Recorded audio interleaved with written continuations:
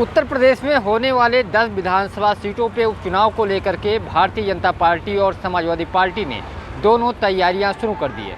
जहां भारतीय जनता पार्टी हार का बदला लेने के लिए समाजवादी पार्टी से पूरी कोशिश कर रही है कि 10 की 10 सीटें विधानसभा के उपचुनाव की जीती जाए, वही समाजवादी पार्टी लोकसभा चुनाव में मिली बढ़त को बरकरार रखना चाहती है।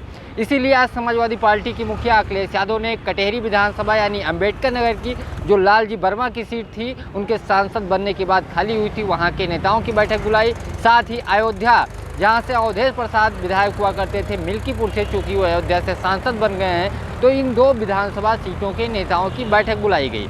जिले के सारे नेता विधानसभा के और जितने भी दावेदार थे विधानसभा टिकट मांग रहे थे उपचुनाव के लिए, इन सब की बैठक बुलाई गई। लेकिन जैसे संभावना जो जताई जा रही थी उस बैठक में वही हुआ। समाजवादी पार्टी ने अयोध्या के मिल्कीपुर सीट से अवधेश प्रसाद के बेटे अजीत प्रसाद को टिकट दिया है और वहां से जो दावेदार थे उनको मंच पे बुलाया, सभी लोगों से एक दूसरे से मुलाकात कराई और मन मुटाव को दूर करके चुनाव जिताने का आह्वान किया। इस बैठक में कई सारे लोग थे। अवधेश प्रसाद के जो बेटे थे अजीत प्रसाद, वो दावेदार थे। शुरू से ही अवधेश प्रसाद कह रहे थे और अवधेश प्रसाद ने बहुत पहले ही बयान दिया था कि मिल्कीपुर चुनाव किसी भी कीमत पर समाजवादी पार्टी जीतेगी, वहां हारने का कोई सवाल नहीं उठता। अखिलेश यादव ने सबसे पहले जो सूची जारी की है वो अयोध्या की जो मिल्कीपुर विधानसभा सीट है वहाँ से जारी की, एक मैसेज देने की कोशिश की कि अयोध्या की मिल्कीपुर सीट समाजवादी पार्टी की प्राथमिकता में सबसे ऊपर है। इसीलिए हालांकि कटेहरी विधानसभा सीट के भी नेताओं को बुलाया गया था, वहाँ के प्रत्याशियों को बुलाया गया था, लेकिन जो ऐलान हुआ एक तरीके से जो उनका सभागार जो समाजवादी पार्टी की कार्यालय जहाँ बैठक हो रही थी वहाँ अजीत प्रसाद के नाम को लेकर के चर्चा हुई और जो दावेदार थे उनको मंच पे बुलाया गया।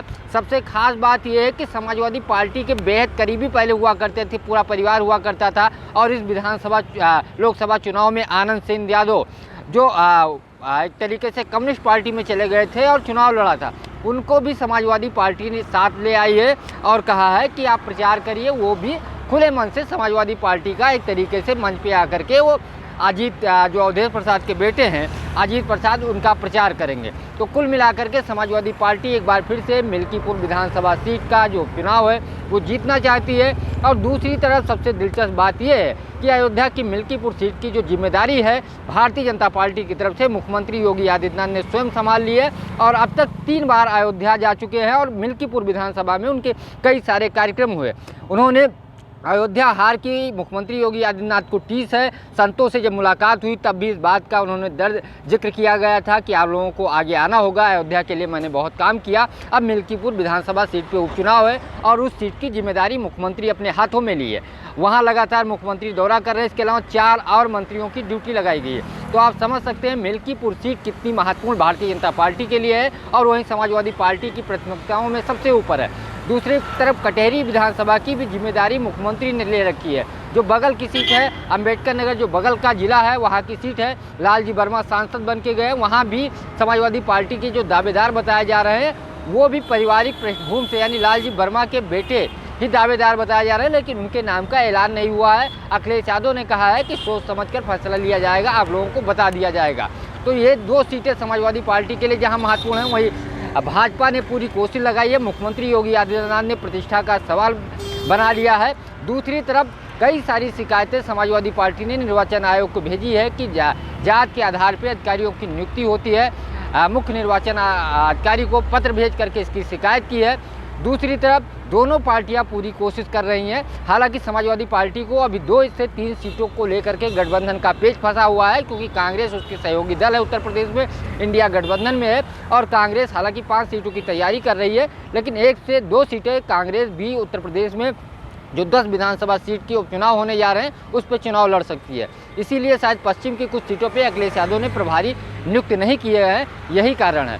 लेकिन भारतीय जनता पार्टी ने सभी मंत्रियों की ड्यूटी लगा दी है, चाहे वो डिप्टी सीएम ब्रजेश पाठक हों, केशव प्रसाद मौर्य हों, और मुझे लगता है पहली बार संगठन महामंत्री धर्मपाल सिंह को भी विधानसभा उपचुनाव में जिम्मेदारी दी गई है। तो ये समझ सकते हैं कितना महत्वपूर्ण उत्तर प्रदेश में है कि 10 की 10 सीटें एक बार फिर से भारतीय जनता पार्टी जीतना चाहती है और मुख्यमंत्री योगी आदित्यनाथ ये मैसेज देना चाहते हैं जीतकर कि उत्तर प्रदेश में बीजेपी की पकड़ अभी कमज़ोर नहीं हुई है। लोकसभा चुनाव में कुछ गलतियाँ हुई थी और विपक्ष ने जो कुछ मुद्दे उठाए उससे लोग गुमराह हुए, चाहे संविधान बचाने की बात हो या आरक्षण हो या जातीय जनगणना हो, वो मुद्दों से भटक गए और जीत करके एक बार फिर से मैसेज देने की कोशिश की जा रही है कि उत्तर प्रदेश भारतीय जनता पार्टी बेहद मजबूत है। लेकिन अब देखना दिलचस्प होगा बीजेपी का क्या परफॉर्मेंस इस लोकसभा सीट में माफ़ कीजिएगा विधानसभा के उपचुनाव में होता है। पंकज चतुर्वेदी, TV9 लखनऊ।